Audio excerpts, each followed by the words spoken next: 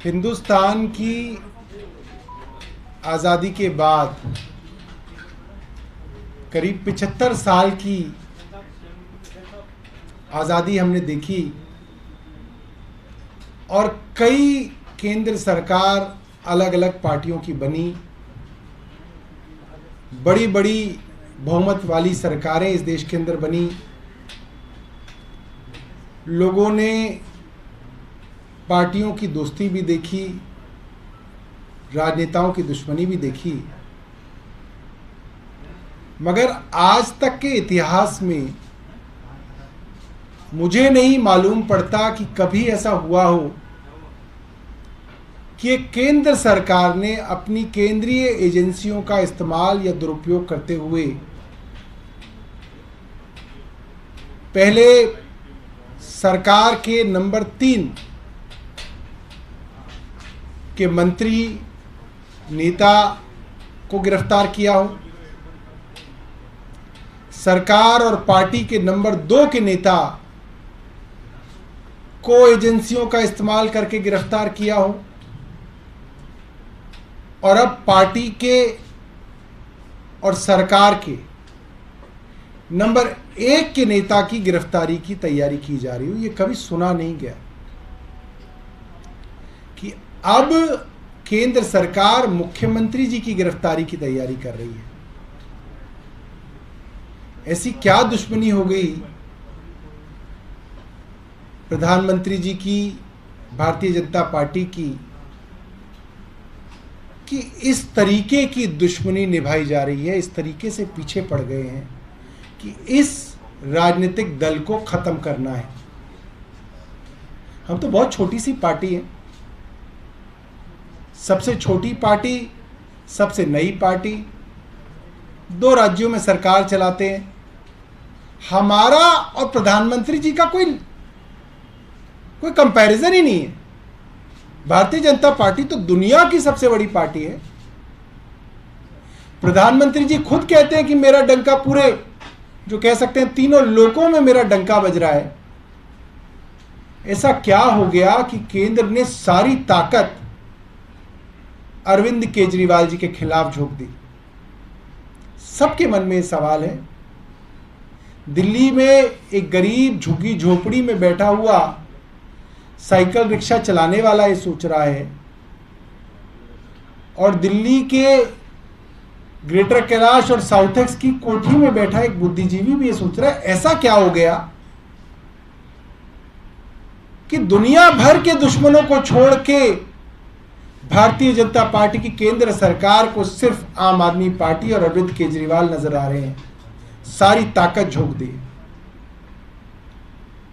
दिल्ली में कई चुनाव हुए, सारे मंत्रियों को लगाया गया, गृह मंत्री आए, प्रधानमंत्री आए, रैलियां करी, गलियों में पर्चे बांटे। दिल्ली के लोगों ने आम आदमी पार्टी को बहुमत दिया। फिर चुनाव हुए, खूब बदनाम किया, फिर बहुमत मिला। विधायकों को डराया गया, धमकाया गया, सैकड़ों मुकदमे हमारे विधायकों पे डाले गए, विधायकों को खरीदने की कोशिश की गई, 20-20 करोड़ के ऑफर दिए गए, मगर अरविंद केजरीवाल की सरकार है कि गिरती नहीं, आम आदमी पार्टी की सरकार है कि टूटती नहीं।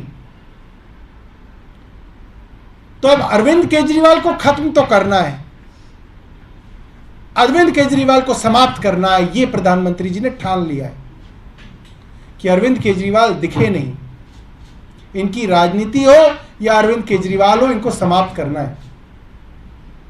तो अब यह सोचा गया है कि अब एक एक करके इनके नीचे के नेताओं को तो बंद कर दिया, अब अरविंद केजरीवाल को भी जेल में डाला जाए। साल 6 महीने अरविंद केजरीवाल को जेल के पीछे रखा जाए और फिर एजेंसियों का तांडव दिल्ली में, पंजाब में मचाया जाए और इनकी पार्टी में तोड़फोड़ की जाए, इनके विधायकों को, मंत्रियों को डरा के, धमका के, पुलिस से, ईडी से, सीबीआई से इनकी सरकारें गिराई जाए और पार्टी को खत्म किया जाए। इस सब के बीच मुझे इस बात का गर्व है, इतने बड़े बड़े राजनीतिक दल यहां पे रहे, दशकों तक सबने राजनीति की, मगर अगर प्रधानमंत्री जी को किसी का डर सताता है तो अरविंद केजरीवाल है। आज सब लोगों को अपने सवाल का जवाब तो मिल गया कि प्रधानमंत्री जी किससे परेशान हैं, उसका नाम अरविंद केजरीवाल है। तो अरविंद केजरीवाल से जो दुश्मनी प्रधानमंत्री जी निभा रहे हैं, उसमें प्रधानमंत्री जी बहुत आगे निकल गए, भारतीय जनता पार्टी बहुत आगे निकल गई। और मैं ये कहता हूं कि अगर इनकम टैक्स कमिश्नर की नौकरी छोड़ के सुंदर नगरी की झुग्गियों में गरीब लोगों की राशन की लड़ाई लड़ने वाले अरविंद केजरीवाल भ्रष्टाचारी हैं, तो इस दुनिया में कोई ईमानदार है नहीं। अगर आज अरविंद केजरीवाल भी बेईमान है तो मैं समझता हूं कि अब इस दुनिया के अंदर कोई ईमानदार नहीं बचा। ये प्रधानमंत्री जी ठीक नहीं कर रहे। बहुत सारे लोग हैं, दिल्ली में हैं, देश में हैं, जो प्रधानमंत्री जी को भी पसंद करते थे और अरविंद केजरीवाल जी को भी पसंद करते थे। एक बड़ा तबका है जो नेशनल इलेक्शन में प्रधानमंत्री जी को वोट डालता था और स्टेट इलेक्शन में अरविंद केजरीवाल को वोट डालता है। वो बड़ा तबका आज इस सोचने पे मजबूर है कि क्या कारण हो गया कि प्रधानमंत्री जी इस तरीके से एक वैकल्पिक राजनीति देने वाली पार्टी को समाप्त करने के लिए पीछे पड़ गए हैं। और जो भी आदमी इसके बारे में सोचता है उसको लगता है प्रधानमंत्री जी अन्याय तो कर रहे हैं और घोर अन्याय कर रहे हैं, एक पार्टी को समाप्त करने के लिए पूरी ताकत इस्तेमाल कर रहे हैं, और ये ठीक नहीं है। बहुत बहुत धन्यवाद। आपके पास कोई प्रश्न हो तो आप पूछ सकते हैं।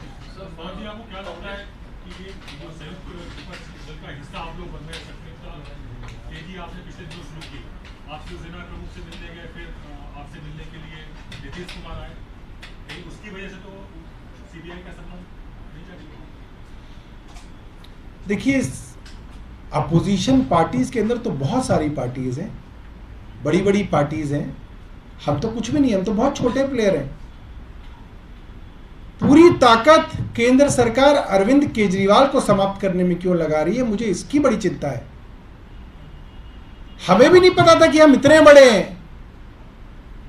अरविंद केजरीवाल इतने बड़े नेता बन गए हैं अब कि प्रधानमंत्री ने सारी मर्यादाएं तोड़ के, सारे लोक लिहाज तोड़ के, सारी एजेंसियों को इस तरीके से पीछे लगाया है कि अब अरविंद केजरीवाल को समाप्त करिए।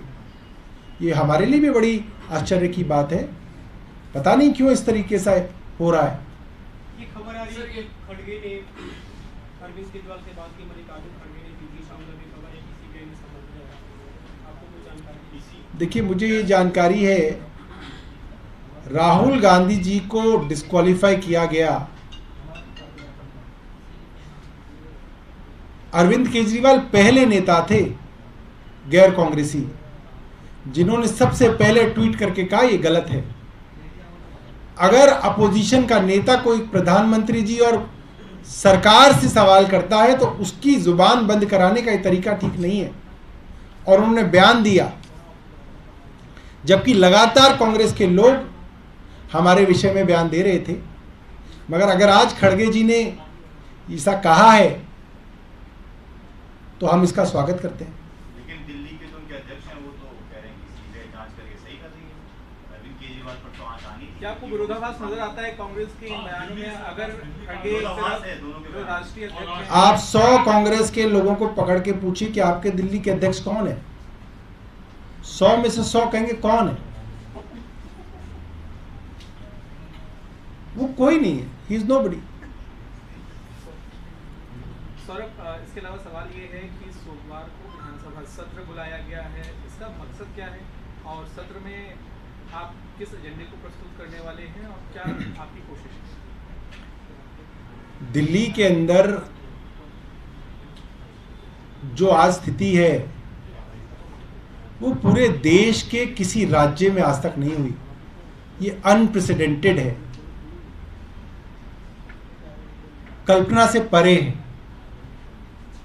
तो दिल्ली की जो सबसे बड़ी पंचायत है, जो दिल्ली के लोकतंत्र का मंदिर है, वहां चर्चा ना हो ये तो संभव नहीं है। ये चर्चा तो आपकी मीडिया की जनरल चर्चा है, मगर जो असली आधिकारिक चर्चा है, जो दिल्ली के कोने कोने से चुने हुए विधायक हैं, जो उस कॉन्स्टिट्यूंसी को रिप्रेजेंट करते हैं, वो चर्चा असली चर्चा है, वो दिल्ली की चर्चा है, वो दिल्ली के लोगों की चर्चा है कि दिल्ली के चुने हुए प्रतिनिधि इस नई सिचुएशन के लिए क्या बात करते हैं। मुझे लगता है इस विषय में जो है विधानसभा बुलाई गई है और वहां उसकी चर्चा होगी। सौरभ, अभी ऑपोजिशन की यूनिटी देखने को मिली, पार्लियामेंट में भी देखा किस तरीके से जेपीसी की डिमांड पे ऑपोजिशन एक साथ था। तो क्या कुछ ऐसी प्लानिंग या डिस्कशन के ऑपोजिशन सीएम को लेके भी साथ आएगा या आगे मूवमेंट होगा? देखिए, हमें ये जानकारी नहीं है, मगर मुझे इतनी जानकारी है कि संजय सिंह जी के पास कई अपोजिशन के नेताओं के फोन आए, मैसेजेस आए। खुद मुख्यमंत्री जी के पास कई अपोजिशन के मुख्यमंत्रियों के और उनके अध्यक्षों के फोन आए, मैसेजेस आए। सब लोगों को चिंता है इस बात की कि ऐसा कभी देखा नहीं कि एक केंद्रीय सरकार इस तरीके से एक मुख्यमंत्री को गिरफ्तार करने की तैयारी कर रही हो। ये काफ़ी जो है हमारे लोकतंत्र के लिए जो है बड़ी चुनौती है। विधानसभा को विशेष अधिकार होते हैं, तो उसके तहत कोई कॉल की जाएगी इस तरह के समूह जारी करने के लिए? देखिए, मेरी ये जानकारी नहीं है। जो विधानसभा तय करे वो तो विधायकों के ऊपर है। जो विधायक तय करें, जो विधानसभा तय करे, वो विधानसभा के अधिकार है। कुछ पार्टियों नेताओं के नाम आप बता सकते हैं जिन्होंने समर्थन किया इस मुद्दे पे, जिनके कौन है जो आप बता रहे हैं? अब क्या मेरे को कुछ रुके तो नाम पता है, अब जिनके बता दूंगा, जिनके छोड़ दूंगा, वो कहेंगे हमारा नाम नहीं लिया सौरभ जी ने, तो क्या है वो बिना बात कष्ट होगा उनको। तो सबका नाम लेके मैं आपको बता दूंगा। विपक्षी दलों के लोगों ने मतलब फोन करके समर्थन किया है। समर्थन क्या कह सकते हैं, इसको तो कह सकते हैं चिंता है। अब हमारे घर अगर हमारे बारे में इस तरीके की कोई सूचना है तो कोई रिश्तेदार फोन करके ये तो कहेगा नहीं कि हम समर्थन करते हैं आपका। वो आदमी यही कहता है कि भाई ये परेशानी का समय है और ये गलत हो रहा है आपके साथ, ऐसा नहीं होना चाहिए।